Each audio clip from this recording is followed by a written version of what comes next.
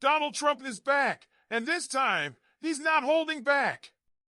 At the prestigious Al Smith dinner, the former president unleashed a new round of savage jabs, targeting everyone from Kamala Harris to Tim Walz. But it's Trump's brutal roast of Harris that stole the show, leaving the audience in shock. Let's dive into the zingers, the crowd reactions, and the political implications that have everyone talking. Thursday night at the Al Smith dinner, Donald Trump stepped onto the stage in a tuxedo, but his words were anything but formal.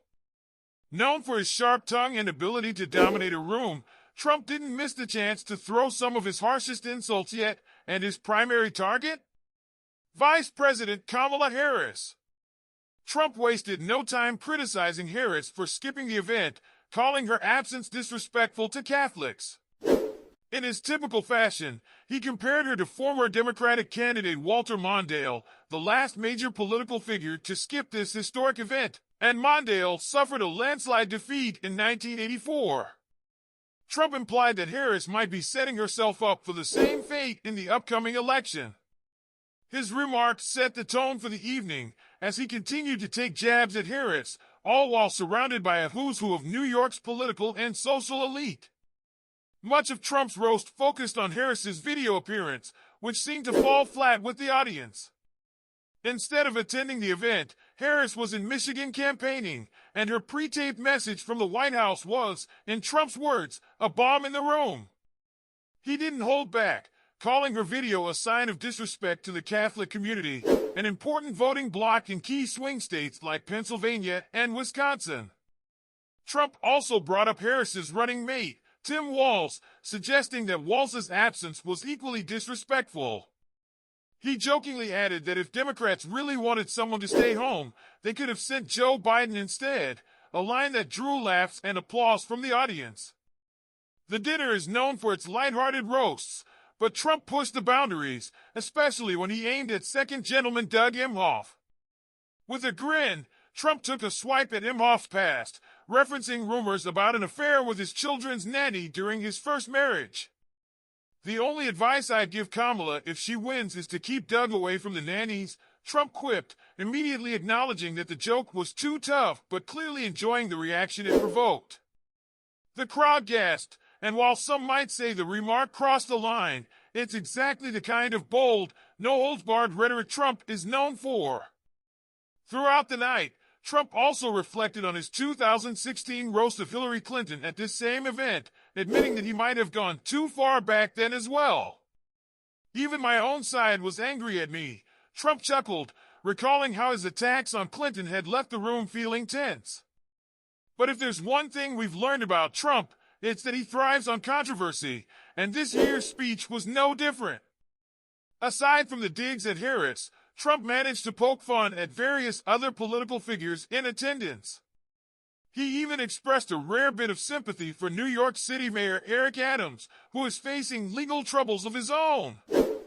"I know what it's like to be persecuted by the DOJ," Trump said, drawing comparisons between his own legal battles and Adams' indictment. Despite the heavy political atmosphere, Trump found a way to lighten the mood by joking about Adams being a vegan who supposedly loves turkey, referring to influence peddling scandals involving the country. Trump also took aim at Senate Majority Leader Chuck Schumer, suggesting that if Kamala Harris loses in the next election, Schumer might have a shot at becoming the first female president. The audience erupted in laughter at the joke, and even Schumer cracked a smile, raising his fists in response. It was clear that Trump, despite his often combative style, was in his element, making sure no one in the room was safe from his sharp tongue. Comedian Jim Gaffigan, who hosted the event, added to the comedic atmosphere by mocking Harris for her absence, dubbing the dinner the Catholic Met Gala and reminding the audience that 22% of Americans identify as Catholic, making them a crucial demographic in any election. This event, which serves as a major fundraiser for Catholic charities, is a staple for politicians looking to connect with Catholic voters, and Trump used it to his full advantage. Interestingly, Harris did get one jab in at Trump during her pre-recorded video, referencing his recent criticism of Detroit by saying, "That would be like criticizing Detroit in Detroit." But Trump's live performance overshadowed any attempts from Harris to defend herself. The Al Smith dinner may be a lighthearted event on the surface, but Trump's speech made one thing clear: Catholic voters are a key focus in this tight race.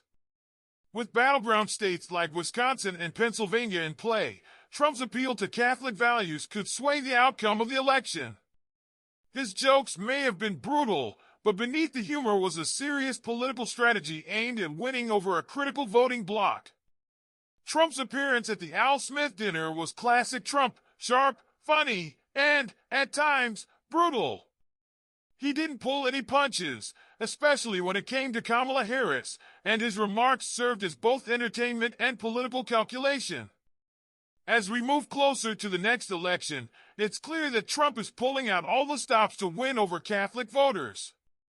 What do you think about his comments? Are they too much, or just the right amount of tough talk? Let us know in the comments below, and don't forget to like, share, and subscribe to the Fame Journey for more updates on this and other major political moments.